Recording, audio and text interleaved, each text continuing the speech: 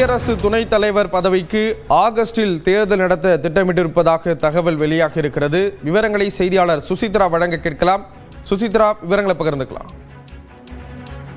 குடியரசு துணைத் தலைவர் பதவிக்கு விரைவில் தேர்தல் நடைபெறும் என்ற ஒரு தகவலானது வெளியாகி இருக்கிறது.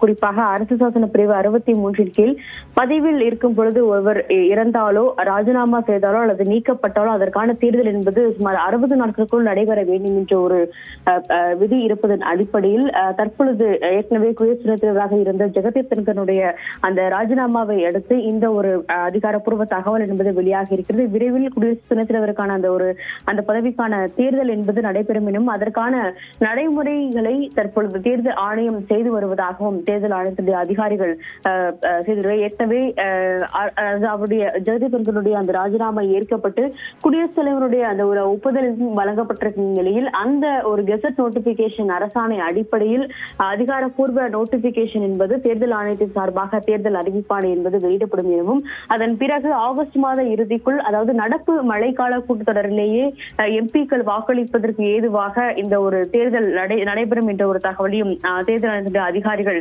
தெரிவித்திருக்கிறார்கள்.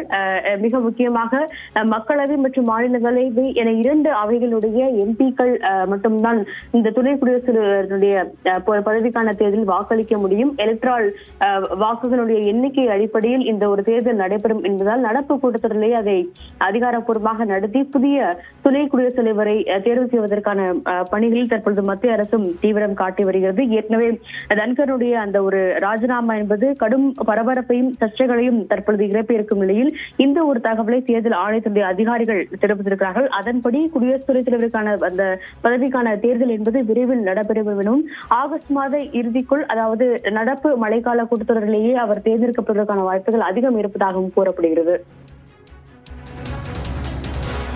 விவரங்களை வழங்கியதற்கு நன்றி சுசித்ரா.